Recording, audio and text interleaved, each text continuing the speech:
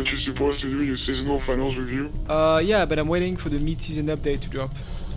How do I tell him? So you know, I cover all the content at once and not just half of the season, because then it's like... What?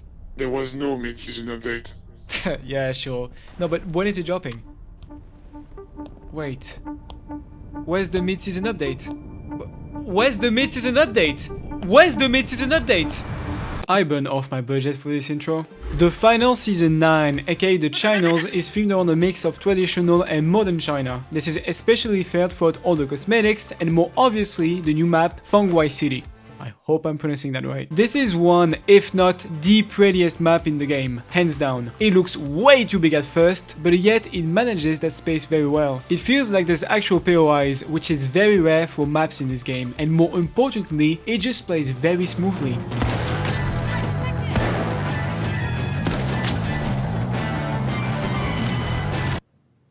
What the fuck is this? With a single jump pad, you can transition between incredibly tight apartments, fighting neck to neck to long hallways, prioritizing range and positioning. And all of those places feel detailed, distinct and unique from each other. There's a couple places that need some tweaking, but in my opinion, it's already one of my favorite maps in the game. But my main issue with Fangwai City is, you might accept it, the frames. I mean, it got better though, but small story time. I was invited to the Season 9 preview event, which I plan on making a whole video about, and well, I couldn't! Literally, like the performance was so bad that I couldn't get a single minute without freezes. Okay, well dude, I can't... This is not edited, by the way, like this is... Is this normal? What? Okay! What? Well, there we go. Dude, I can't! I just can't play! It's not playable! Every time there's something happening, I just freeze!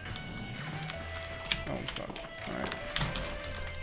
Dude, I'm freezing again. I'm always freezing! And you know, coming to the end of Season 9, it's still not great. I get between 50 to 70 FPS with low settings. And I mean, my Pro 2060 is trying her best here, so I'm not going to blame Embark here. But you know what's so great about this season? Playing the new map with the new game mode, Pointbreak.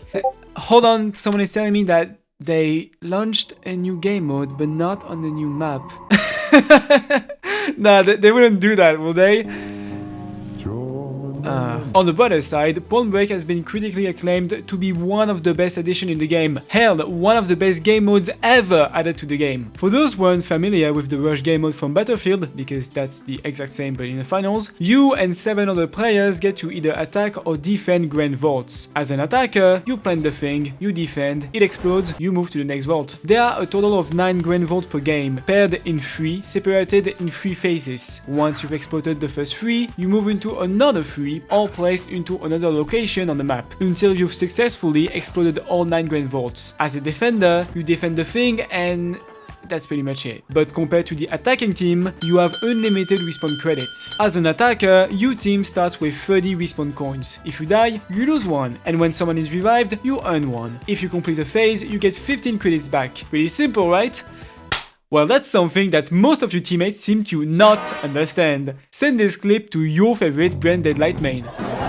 So the goal as defenders is to wear the attacking team before they complete all 3 phases. Like in any multiplayer games, you land in some very unbalanced match, but as a whole, it feels like there's a pattern of 2 potential carry, 4 mid players, and 2 new players in each team. I mean, that's when solo queuing of course, because I cannot get my friends to play this goddamn game. And I have to agree with the masses. It's one of the best additions they ever made. It's really fun to have an 8v8 format in this game, and even if it can get very chaotic with the new and again improved destruction, like this is the 3rd review in a row where they upgraded destruction. Like guys, it's enough slices. And you know what, I actually played myself a shit ton of Pointbreak this season because it counts towards the new World Tour grind. I've just made a video breaking down the World Tour 2.0 revamp, which I highly recommend you to check out after this one, because not only is it a good video, I mean I made it so it must be good, but also because I really go in depth on why this feature is so important and a lot of the problems it's facing. But to sum things up, the quick play and World Tour grind got merged, and now every time you play anything, including ranked, you get to grind the World Tour badge. This is another highly pressed feature that I haven't seen a single soul complain about outside of Reddit. But I mean,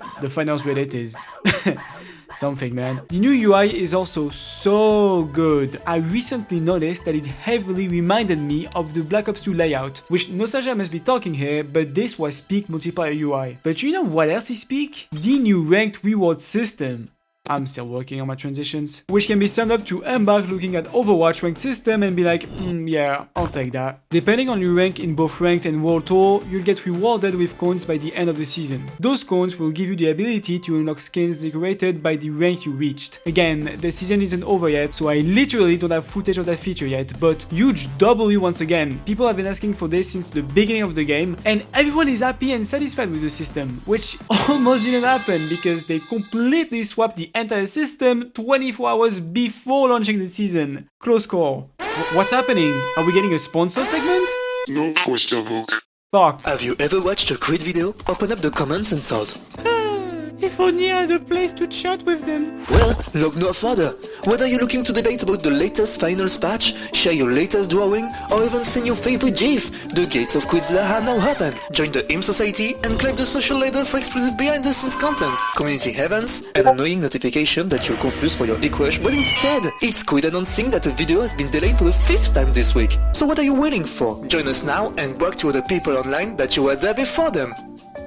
This is where the second half of my budget went. Back to the video, but staying on the topics of ads, they've revamped the sponsor track this season. You now get to choose any sponsor to progress, and you can change which sponsor you're progressing at any times. So even if you finish the Battle Pass or the new sponsor track, you still got like 5 others to complete, and they're all free. That means that if you missed out on a certain sponsor track, you get a second shot at unlocking the cosmetics, except for CNS, but that's probably for a low reason. Good thing I'm bringing up the law, because a lot of you have been asking for part 2 of my lore video, which reached 50,000 views by the way, holy shit! And ever since I dropped that video, nothing happened.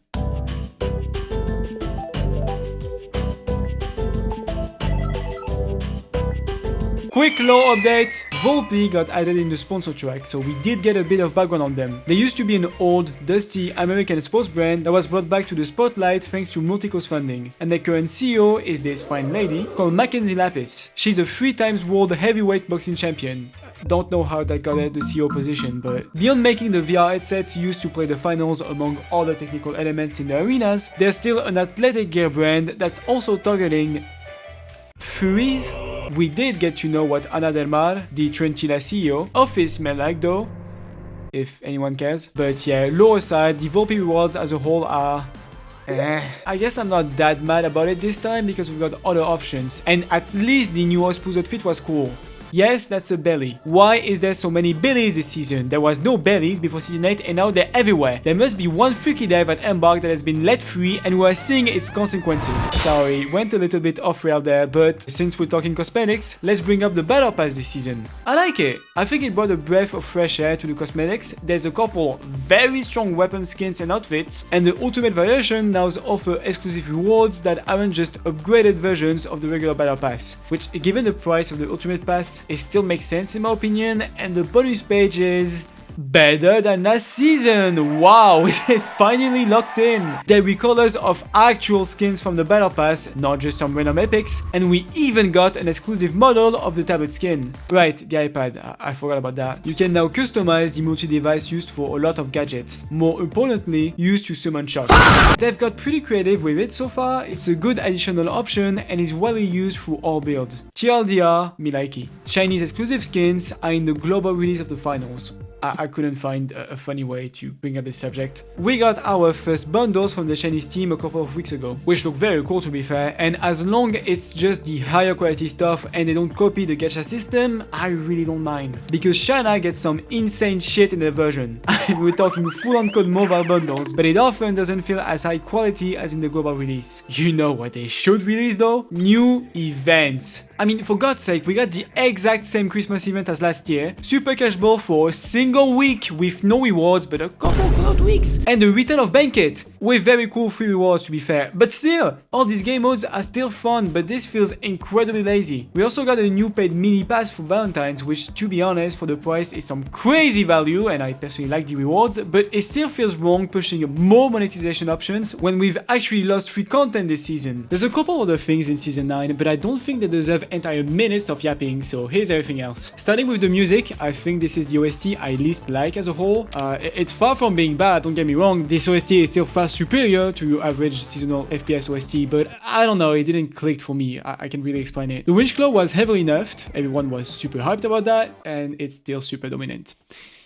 Maybe next time. There's new cash out positions. It's super complicated for me to showcase on video, but as a whole, they're noticeably better. The double Jeopardy, I'm not trying to pronounce that fucking thing, which to be fair, changed the way you played cash out. Like, to be honest, I could make this feature into an entire video. But TLDR, now if you double a cash box, you risk losing half of your cash if your cash out station gets stolen. Like, you see what I did there? We were second and I doubled the cash out station. We didn't even own. That was very stupid. But it paid out anyways! I love gambling. There was some performance upgrade, which you already know I haven't fucking noticed. The level 13 skin, which I'm just going to play my reaction from the preview event. Wait, is that it? Yo, wait! Oh my god, we got a good... Oh my god, we finally got a good... Thank you, Embark. There was also some privacy adjustments, and that's it. That's season 9. This is where the biggest problem lies, the lack of content. Back to back, we just had very uneventful seasons. The content in both of them were great, don't get me wrong, and this season alone has brought some very strong features, but compared to what we used to get, it's an objective downgrade, and the excuses of our creators or the Grand Major doesn't apply anymore. So I don't know what happened at Embark, if this was on purpose, or if they were understaffed or something, but they kinda fucked up, and the community has been very vocal about this. And I'm not even counting all the server, matchmaking, balancing and smurfing issues that have gotten worse and worse ever since the season launched, as I feel like these aren't the results of the seasonal content. So for what we got, season 9 isn't that bad. There's not much, but most of it is very good. Far better than season 8, that's for sure. But another reason most of the community feels so angry about this season has also to do with the recent events. It was really the cherry on top to crown this season to be one of the worst ones, and hopefully this is the only time I'll address this drama on video, as I already explicitly voiced my thoughts online. I'm also not going to break it down for you in this video, because I don't want to lean into that kind of content, and because we have yet to hear the full story. The PHL files was the first real scandal this community had to go through. While there are still things that need to be addressed and resolved, people were hurt in very different ways through these events. We cannot pretend that nothing happened. Beyond the victims in this story, which again I show all my love and support to, all of this took a huge moral hit on both the esports players and content creators. Multiple organizations being disbanded, orgs leaving the esports scene, tournaments getting cancelled, PHL dying. For those who don't know what PHL is, and I'm going to heavily vulgarize it, it's the biggest competitive org in the finals that isn't official, basically the center point of esports players. It's culturally super important, and in the past weeks it changed owner like 20 times before dying. But there's a good ending to this story. As of a couple of weeks ago, PHL has been bought back by the community, saving it from its fate, and is now apparently being led by RD. This was a flashbang of hope for a lot of us. And even if I'm absolutely not in the esports scene, I want to sincerely thank everyone who was involved in saving PHL. Although I don't understand why it needed to be bought back in the first place, like that doesn't make much sense to me, but anyways, as a wise man once said, WRD, W community. A lot of people feel like season 10 is going to be decisive for the finals. I don't have a clear answer for that, but there have never been more pressure on Embark to deliver good content. This is maybe why season 10 was delayed by a week. I genuinely think that if the finals didn't have the incredibly dedicated and obsessed community it currently has, it wouldn't have held up after this season. PHL being brought back is evidence that there is a lot of us that deeply care for this game, probably much more than we should. The ball is at Embark's now, and it's up to them to score. I love dropping videos on time. Hello everyone, hi, it's me, Creed. I know I'm very late. I'm sorry. You might have noticed that the format of this video is very different from my usual reviews. That's one of the reasons why this video is so late. I heavily underestimated the amount of work this one will need. But feel free to let me know if it was better than the regular reviews. And also, who knew making a Discord server from scratch would be so goddamn complicated? Don't forget to join it. Me and my mods have been working on it for the past 6 months, and I truly hope it doesn't die in 3 weeks. And by the time you're watching this, I'm sweating myself out for the next video, which should be coming in only a couple of days. Small teaser, there are going to be some pretty big guests in this one.